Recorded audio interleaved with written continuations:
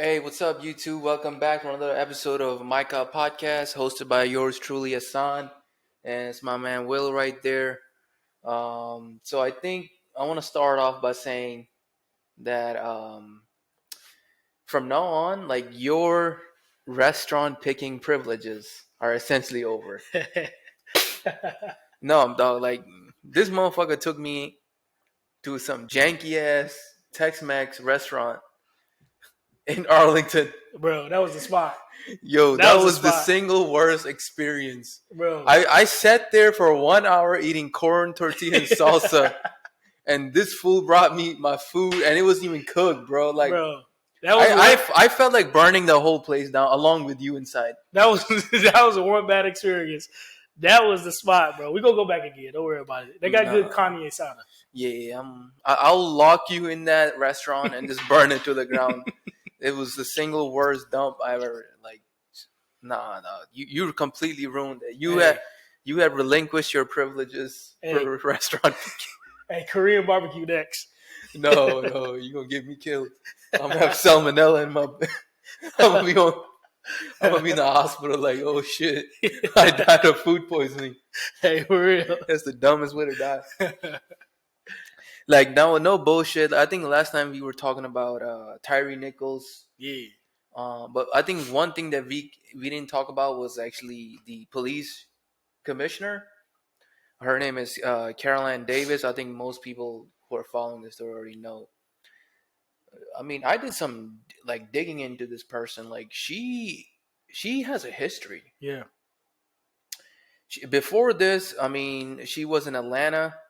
She wasn't the commissioner. I think she was a major or a lieutenant, whatever. But she was fired from there because she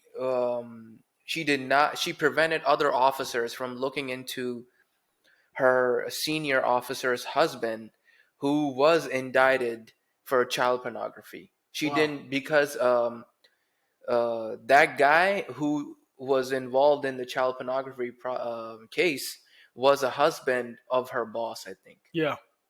So there was like some conflict of interest. Mm-hmm. So she's been dirty for a while, bro. Yep, she has. Yes, and like she also put together a unit in Atlanta called the Red Dogs.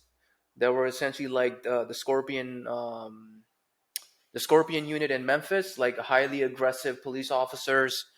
You know, they're ragdolling people, pulling them out, doing whatever. So she's been encouraging this and like this kind of behavior, this kind of environment.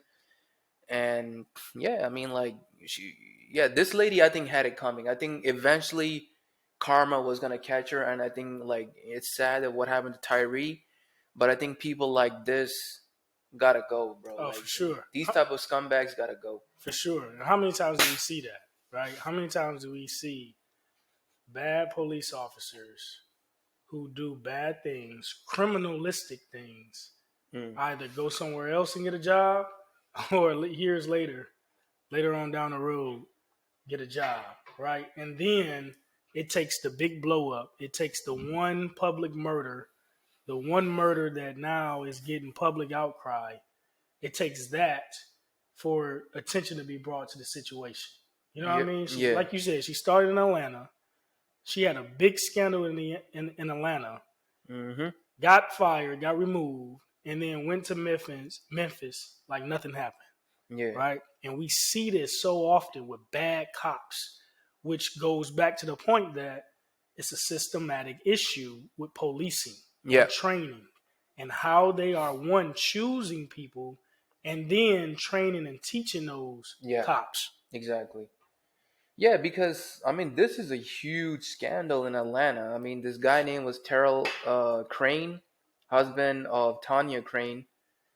And, bro, like, she easily switched up, and I don't know, there was a gap. I think she left Atlanta in 2008 or 2009. She was fired.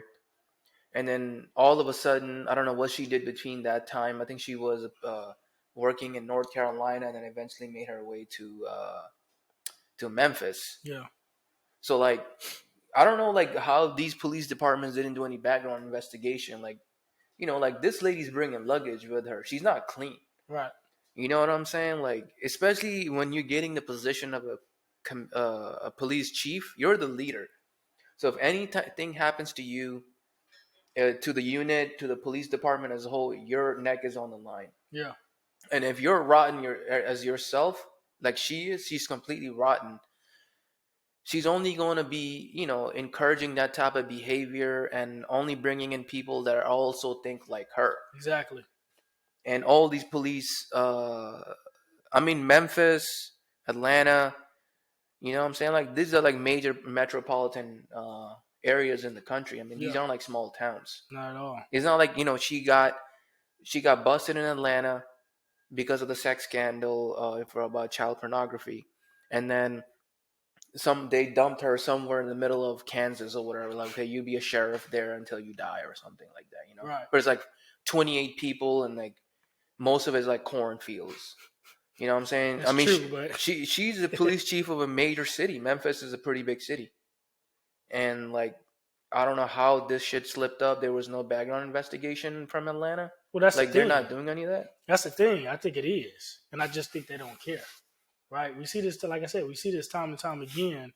It almost gives off the impression that that's the requirement, right? You got to come with some type of baggage, some type of history, some type of record to be a cop and to be a police chief.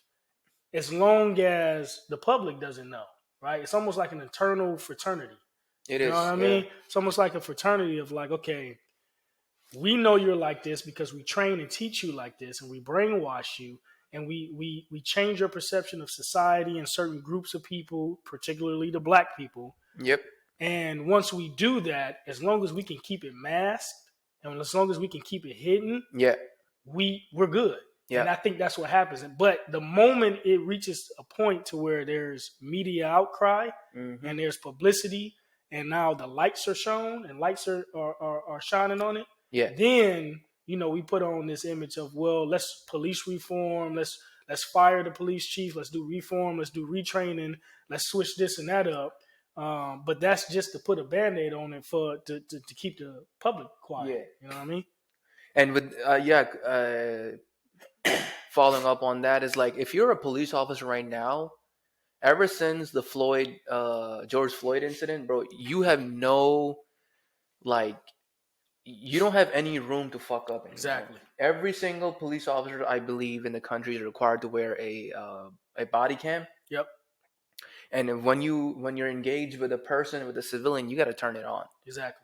So those days are gone where you're just dragging people out like Grand Theft Auto and beating the brakes off of them. Yep. And it's basically the officer's opinion versus your opinion in the court, and the civilian's opinion or whatever they have to say to justify why was I brutally beaten or whatever.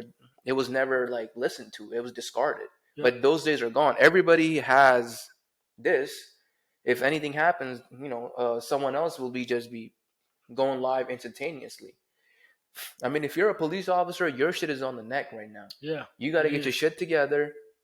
Whatever they're like teaching y'all in the academies about us versus them, and like, like if we don't like act and they gonna act before, like, motherfucker, if you beating people, your ass is gonna get fired. Those days are gone, but you're not gonna get fired. You're not gonna get charged. I mean, this was quick. These 5 folks got fired, charged with second-degree murder, according to New York Post and other major, news publications. I mean, these guys are going to be made an example of. So, like, if you're becoming a police officer, you have to have your ego in check. You cannot get out of line. And I will say, when it comes to this situation, like you mentioned with the cops, this was a quick turnaround with charges, but we don't typically see that with white cops. We typically see, one, the departments do they due diligence and full efforts in trying to make sure that this is that the investigation is going through as much as it can to keep these cops hidden. We see a full effort to protect the cops' identities. We see a full effort to make sure that the cops go through what we call, I would say, the full court of law before they actually get in court, right? And Yeah, that's yeah, my issue. yeah. The These public black, court, right, public court. exactly. And these black cops didn't get that, right? They immediately got charged, rightfully so. I mean, this is how it should work, right? Exactly, If you quick. commit a murder, especially in the way that they did it, this is how it should be. But the point is, you don't typically see that with white cops. And then when they do get charged, as we know from a factual standpoint, most of them cops are not convicted, right? So I will say it is good to see it. It's just it will be better to see it from all aspects, Yeah, no matter if the cop is white, black, or whatever color. So we need that's to see that across the spectrum. right, exactly. You know, what I mean, I think different cities have like different pull in the police unions. I think the strongest union is like NYPD, followed by LAPD, and then Chicago. Yeah, So like, I think those police departments, particularly NYPD, Chicago, and LA, you can do a lot more shit and still get away with it because those areas have a history of like a lot of crime. yeah, But like other regions of the country, I don't think the police unions have the same level of pull. right. Like if this was an NYPD or LAPD, it will be a little bit. I think the repercussions will still be there, but it will take a lot longer Yeah, because the unions are a lot stronger. for sure. Yeah, yeah, but it sucks the fact that it had to take someone dying, literally being beaten to death Yeah, for yeah. this Caroline Davis, police chief, to be fired. Hopefully, she never gets a job again. No, You she know what I'm shouldn't saying? work. I mean, she was also Oprah Winfrey's like top 80 women, Hey, we know you don't like powerful Oprah. women. We know you don't like Oprah, so go ahead. Bro, I mean, she was. I mean, I'm not saying I don't like Oprah, but I'm just saying like how. I mean, if these people are being recognized for whatever by any of these, organizations, like, don't they do any due diligence in the people that you're recognizing? They should. You know what I'm saying? Like, hey, before we, bring this person on board with us, or we give them any sort of an award or ranking in our, own organization, like, you should do your due diligence. Like, at least do a quick background check of this person, who this person is, before y'all start handing out trophies and shit. They should. And to Yeah. mention, I think you mentioned earlier that these cops should be wearing body cams. I believe from what I read, all of these cops had body cams on, Yeah. right? So that's what make it even more disturbing. Like, and that's what shows that this is taught to them in the police force, and that they have done it before, right, without any repercussions. Because nobody in their right mind is going to know that I'm carrying a camera on me that's recording, and yet I'm going to beat this man the way that I beat him, and then do it in unison with multiple other cops, right? Yeah. So it shows that this is a culture issue, at least at the minimum within this Memphis Police Department, Yeah. but more so that they've done it in the past and probably have got away with it. Because I think we were reading before that either the police chief or one of the cops had 10. That was in Atlanta. That's when Carol Davis, she was in charge of a special unit, crime unit called the Bulldogs or Red Bull, some shit like that.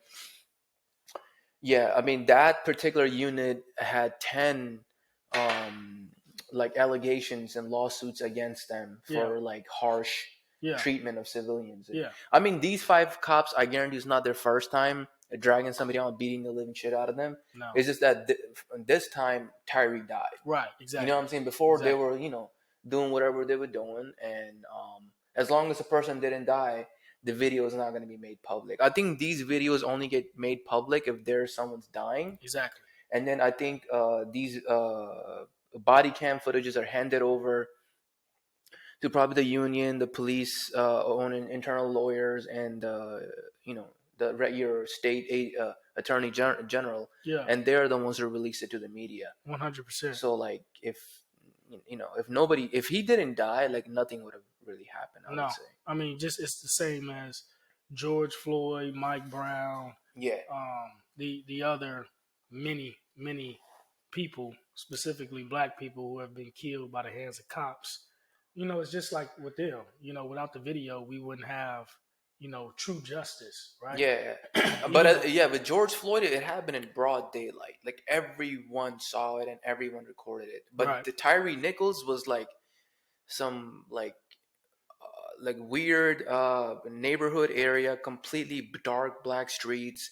I didn't see a single civilian there except for those cops right, and the ENT. yep, So yeah, I mean this one, if there was like no body cams, this was a oh easy yeah, like easy getaway. for sure, They could have said, you know what I'm saying, you arresting him, he was fighting back, whatever. We had to be a little bit more aggressive, and then he just died. Boom, boom, boom, done. for sure. And Yeah, that's why I say it's a culture issue, because I'm sure that has happened before, for these cops to be so comfortable killing a man on camera and yeah, killing a man on their own cameras. You know what I mean? Like, this has to be a culture. But it really speaks to, I think we mentioned before, the bigger issue with American policing, right? yeah, This ain't just Memphis. This is, like you said, this is LA, this is Compton, this is Detroit, this is Memphis, this is Milwaukee, this is Baltimore, this is Detroit, this is the South, this is American policing.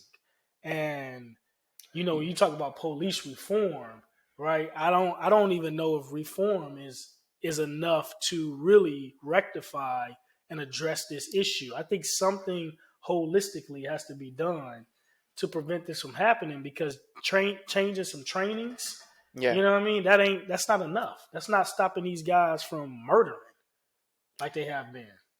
yeah. I mean, these five guys have been charged by Memphis, you know, for second degree manslaughter. So they still have to go to the court process, and the court will determine what's going to happen to them. You know what I'm saying? We do want to put out there they haven't been convicted murderers yet. They Right. have been charged with second degree murder. All So right.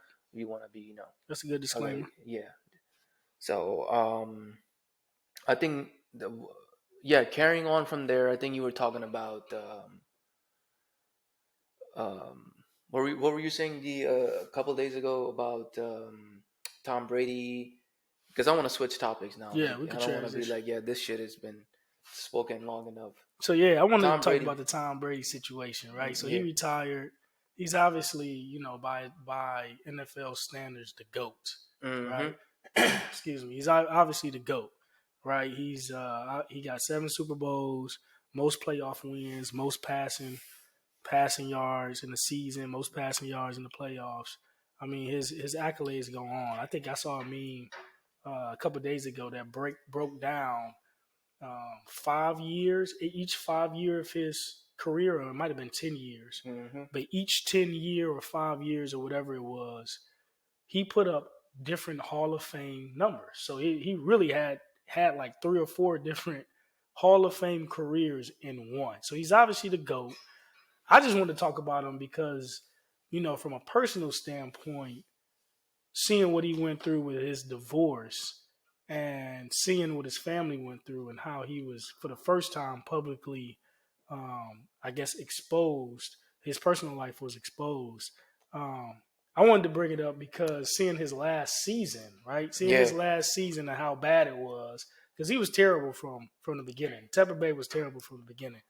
But seeing that, was that worth, if what we have read is right about his wife having an issue with him unretiring, with him playing another season, with, based on her words or the media words, with her putting her career on the back end for so long, and then supporting him, was that worth, once she finally said, "Okay, I'm done"? Was this last season worth the sacrifice of your marriage and your family? yeah. I mean, I hear what you're saying. Like, if the divorce didn't take place, right? If all that happened is her his wife threw a tantrum or whatever, but she was still willing to let him do it one last time, I think you would have seen a lot better Tom Brady. I For think sure. Tom Brady has always been like a person who's on the upper end of mental focus, Yeah, stability. for sure. He didn't have any drama, and that allowed him to truly focus on his craft and become the best quarterback there ever will be, I think, in my opinion. Yeah. Because there was so much off the field bullshit that happened, because his wife, divorcing him, leaving him, his like kids not seeing him, and I think he was just mentally like Oh, he done. was. I think he was mentally done, and on the field he was just going through the motions. And obviously there is an age factor, and I think he's almost like 45, 46 years old, whatever. Yeah. So you're not gonna be playing forever, right? Even if you are a quarterback. So yeah, I think it was all his mental game. I think he's just like I think his mind was split between two things, right? For Like sure. football or his family, For and sure. like and because of that, he wasn't here, and he wasn't here Right. either. And you can see that one in the beginning of the season, you can see how much weight he lost. Right. So you can see the physical toll that it took on him. Yeah. Then he took that absence of leave during training camp. Mm-hmm. So it was, and he hinted that it was family related. But then all the reports started to come out that his wife was giving him the ultimatum of like, hey, it's either football or me, football or your family. And then clearly he chose football. And then the divorce came out or came from that. Um, he definitely wasn't there mentally. And Nah. it transferred over to the game. And if this is true, who knows, right? It could be they could have had different marital issues and behind the scene marital issues, but from the surface, if this is true, it's kind of sad to see a man so successful sacrifice his family, his marriage, definitely his kids, right? Because no matter what, he goes from being 100% in the household to now 30, 40% in the Yeah. household, right? Yeah. Yeah. So he kind of removes himself from being that full-time father. It's kind of sad to see, especially based on the last season that he had, because it was complete It was. garbage. I think what made him bring his back was his ego. Right. I think he basically said, I'm not human. Like I don't have to fulfill all these other things that normal people do. Like this is my world. I am the best like quarterback. I'm a winner. And I think when you're winning for that long, you don't know how to let go of Right. it. You don't like Michael Jordan was the same way, right? Like he won for so long, so that he didn't know when to leave. Yeah. And very few people actually know how to do that. Like, and especially at this level of achievement and success, Yeah. it's all ego. It I mean, your is. ego pulls you down. If he would have left last year, boom. Yeah. Now this is gonna be a stain on his legacy, right? He came back. He was shit. He got divorced. He lost his family. Yep. For sure. I mean, I mean, I would say like this might be I'd be kind of reaching right now, but I would say like he won at his career. He won at football, but I think he failed at life Oh, for sure. because he had an amazing family, but I think there was history of Giselle being very needy, extremely high maintenance. But that's what happens when you marry a Victoria's Secret supermodel. Oh, 100%. You know what I'm saying? Like so. Yeah, He 100%. Yeah, so but even then, I think she was very supportive of him, and she was defending him publicly when they were losing the New York Giants. You know what I'm saying? Well, I'll say that. So from my standpoint, it does look like she did put her career on the back burner for 20 plus years, right? Because football isn't just during the season, it's during the off season as well. And when he's traveling and moving and, doing all of this, especially making deep playoff runs and going to the Super Bowl, that kind of puts her at home, right? Because she got to take care of home and she got to take care of the kids. So I Motherfuckers, they do. got nannies, bro. She ain't doing shit. Well, She just, I'd be surprised if that bitch go make an omelet. Nah, it ain't work like that. But you can't be a supermodel like forever, right? I think there's an age range, like I think 18 to 25 or whatever. After that, like you're old as shit in that industry. I mean, she had her own side projects or whatever the case may be, but yeah, you're right. Like, it happened what happened. I wish that he could have retired last year. Yeah. And went out. I mean, Yeah. Peyton Manning did it right. He Peyton did Manning right. left, and ever since he retired, you only see him in like, Papa John commercials and Yeah. internet commercials. And he's more actually. Peyton Manning is more publicly savvy than Tom Brady is. Oh, 100%. Like even when he was playing, he was always in commercials. I mean, that he knows. Yeah. He's very, very Yeah. media savvy. Yeah, he transitioned. He just didn't know. Tom Brady didn't know how to call it quits. Yeah. Because of his one obsession with winning, but then I think some ego It is It ego. plays You a have to part in have that. an ego. You know, winners have alter egos. You know what I mean? Like Beyonce, when she was coming out, she had this ego called Sasha Fierce. Oh yeah. You know what I'm saying? And eventually she grew out of it. Yep. So these guys create an ego where they have a mental separation between their physical self Yep. and their their egotistical self. So they can use that ego to suppress anxiety Yep. and just propel themselves to the highest level Yeah. of their sports, leadership positions, media, music, whatever the case Yeah. may be. 100%. Yeah. So you wanted to talk about the tech layoffs, right? Yep. You know, all the woke jackasses getting leaving, getting fired. No, I'm just playing. It's messed up. No, it really is. Um, but the thing is, like, these companies were highly inflated. Yeah. The last 10 years bull market, if you see the S&P 500 from 2010 to like 2020, end of 2021, right? Yeah. I mean, you'll I don't think you'll ever see a bubble or just a trajectory of just like free money coming into the market like that ever again. I just Yeah. don't see it because we had 0% interest rates for the longest time. Yep. Fed was giving out free money to everyone. These companies were buying, using this free cheap money, doing stock buybacks. That's why you see Tesla, Apple, Microsoft, Google stocks going records high. You know, and a lot of these companies were at the same time were still at our operating loss, Yep. but they were still making records amount of money because there was just so much free credit, cheap credit available, and Yep. that is not happening. The Fed is raising interest rates, the cost of borrowing is increasing because Yep. these companies have to borrow money from the Fed and they have to have equity and or corporate bonds. Yeah.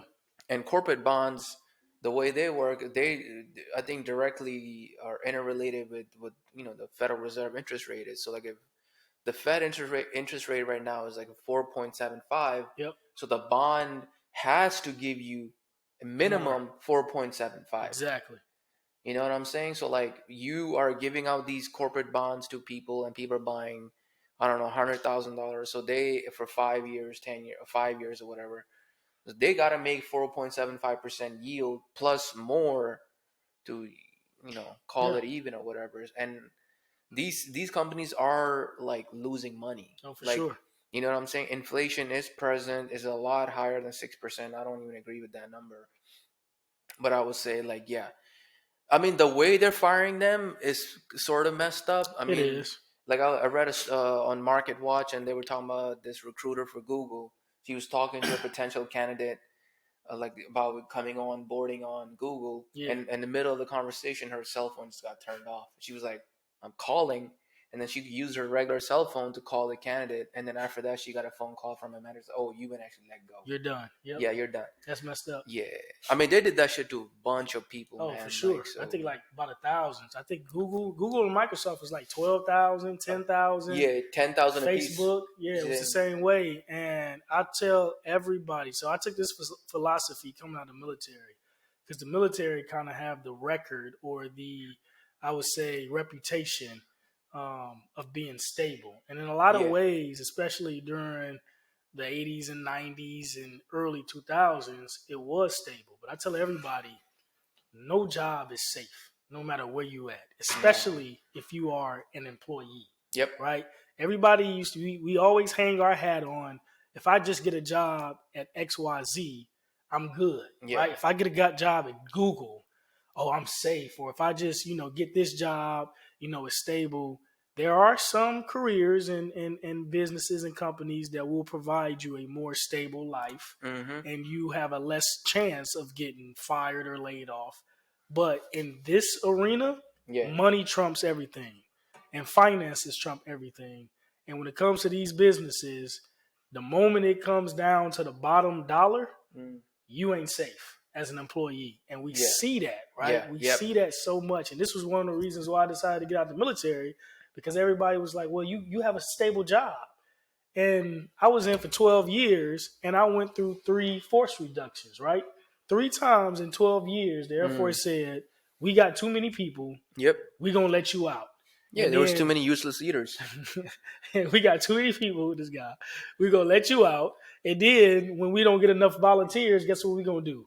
We're going to volunteer you out. We're going to kick you out, right? Yeah. And that's what happens. And that's what you're seeing happen. I mean, the way to get in the U.S. military is like they come to your high school and you do like 30 push-ups in a minute, and like, oh shit, here's a gun, you can go kill people abroad for the empire. Hey, this guy, wow. It's practically true. You got a bunch of dumbasses in the military. Hey, I ain't with this guy. But you see that, though. You see that in the military. Now you're seeing that with these companies. I've heard it all the time. Google's safe. Microsoft is safe. You get a big tech job. You in the tech industry. We in the tech industry. You get one of these safe jobs and you think you're going to ride it off into the sunset until they start losing that money. You're going to get your wig blown off in a hurry. You're the first one that they cut, right? So, it's unfortunate to see how these people have been fired.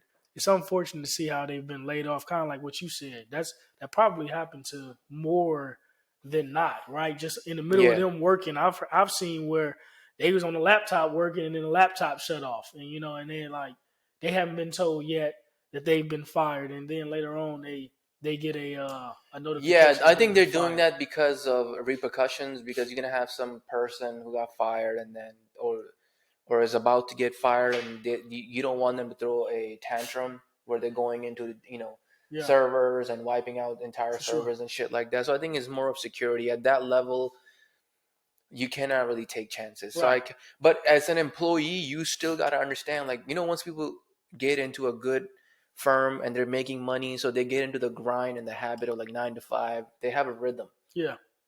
It's fine to have that, but like you gotta understand, like when things are changing and the market is changing and you're seeing, a divergence happening, you have to wake up like, hey, things are starting to change. The market is going down. The economy is not as healthy as it once was. So right. Like I do have the potential of losing my job. Exactly. So like, don't say that it can't happen to you. Right. Hope it doesn't, but you got to have plans. You got to have, savings. This is talking about emergency savings. Like if you're making $250,000 a year, you got to be saving at least half of that post-tax income. For sure. Putting that away into, index funds, whatever your investment strategy is. I'm not I'm not a financial analyst. I'm not a financial expert. I can't tell you what to do, but most people know, like, you invest in the stock market, you diversify, asset diversification theory. Like you put it in mutual funds, your 401k, emergency funds, paying off your debts, whatever. So if you're making more money, you should be able to invest and save more money too. 100%. And always be prepared. Like, hey, one day this job is not going to be here. So what do I do next? 100%. And I that's what I always wanted to and want to emphasize now is, like I originally said, no job is safe. And, that kind of take off the bragging rights of working at a certain place, right? Because I know a lot of people brag about being in these big companies and big IT, especially IT, right? I know a lot of people that brag about being in certain positions in IT, and it kind of takes that away because it's like they work in IT, they're clearing cache, cookies, control, alt, delete, that type of dumb shit. The IT has some of the dumbest fucking morons working in there, dog. A lot of these people can barely read. You know what I'm saying? No, like they're not smart, intelligent. There are a handful of intelligent people, but majority of them are fucking morons. Hey, I ain't with this guy. Yeah. You know what I'm saying? So yeah, it's true though. It's true. So I always, like I said, I think that's the most important thing to take away. So when you making career decisions, right? When you're job searching, job hunting, or considering a job a job change, when you're doing that, right? This is one of the things that you should consider, especially when it's a big job change for you. You should consider, one, how stable that job is, but two, you should not hold yourself back based on the reputation or stability of that company. Yep. Because you can go over to that so-called stable business. I can go get a job at Microsoft, and then 3 months later, Microsoft lost some money in stocks or whatever, and now they laying off 15,000 people. Yeah, I mean, when you're working on all these internal projects, you gotta be like, hey, you got to do your own due diligence as a person, as an adult. I'm talking about accountability, right? Right. People gonna get scared away and run. Yeah. How dare I'm held accountable for my own life. So if you're working on one of these bullshit projects that usually never go anywhere, you got to figure out, okay, this project that I'm working on, how much money is this really generating for the company? Right. Is this like a throwaway project? Right. If you know you're on a throwaway project and during this time, you gonna lose your job. Oh, for sure. They got rid of Amazon Alexa. The whole department got toasted. Everybody's gone. They're gonna Wow. get rid of it because it was a bullshit product. I mean, Yeah. there was like no really use case for it. Yeah. It was nice to have, it was like entertaining. Alexa, do this, Yeah. and the bitch is spying on you. You got to snitch in your own house. That's how fucking stupid you people are. You motherfuckers put a snitch in your house, a bug. You bugged yourself, bro. Thank you for bugging yourself, you fucking dumbasses. Thank you. And same thing with I think there was another a Google device. Yeah. Any one of these stupid devices you have in your house, Yeah. you're a moron. So, and if you worked on any of these devices, which I don't know, whatever, I never had that type of shit No. in my house. So, you got to know what team you're on. Like, Exactly. you got to know how to switch out of that. That's exactly right. Go on mission critical projects or projects that are really generating money. Yeah. And I think Uber is going to be in the same fate. I mean, you're saying Uber has been making a tremendous amount of money, but yet they're still losing money every quarter. They are. Because it's a horrible business model. Yeah. You know what I'm saying? The underlying business model at the operations level, not with the technology. Technology is amazing. Yeah. But the actual the logistical operations of that company are horrendous. That's why they can't make any money, because they can't charge you what they need to charge you in order to make the profit. Exactly. You know what I'm saying? If they do, nobody will use it. Yep. This app will become obsolete. Yep. People want to pay $10, but they want to go from North Manhattan to South Manhattan. Yeah. I mean, it's unrealistic. It is. You know what I'm saying? Like, you got to figure this Uber and any of these delivery apps. This is not a UI UX and how easy it is to use the phone. Yes, that's one of the elements. Yeah. This is a logistical problem. Yeah. And whoever can solve that is gonna be able to make a lot of profits. 100%. Because the next crisis that's coming, people, Uber, I think, is gonna get downshifted. I think a lot of that company may break into two: Uber Eats and Uber. You think so? They don't have any money. They're losing money constantly. Every quarter, this company loses money. How can you generate billions of dollars and you're still losing money? Yeah. So that means there's a lot of debt. But where do you think that's coming from? Where do you think that financial loss is coming from? It's coming from the fact that they can't generate any money. I mean, the margin, right? You look at your profit margins. What you're bringing in compared to what you are spending on. I mean, most like they're using Google API, so they have to pay Google. Yeah. And then they have to pay for all this massive infrastructure that they have, right? Yeah. All these hundreds of thousands of drivers and millions and millions and millions of users. Yeah. All their data is getting stored. Yeah. Plus their price calculation from distance and time. Yep. You know what I'm saying? Like, I just don't. The whole model, to break it down in simple terms, is they're unable to charge what they need to charge you. Because if they know they charge more than that threshold, people are not going to use Uber. And then not enough people are using it to then overcome that. Exactly. So then you're going to lose money. Yeah. So, yeah, I mean, just look out for that. If you lost your job, don't be a little bitch. Stop crying. Put your resume out there. Try to get a new job. Yeah, until that happened to us. Yeah, until it happens to me, then I'm going to be crying like a bitch too. I'm going to be holding the cardboard. And I mean, thanks for tuning in for this episode. I hope you guys enjoyed it. And eventually, as this shit, keeps moving forward, we'll go live on the major platforms, and you guys can call in, because we really, really look forward to that day where you guys can start calling in, talk to us, because we can elaborate on a bunch of new topics. You know what I'm saying? So with that being said, peace. Peace.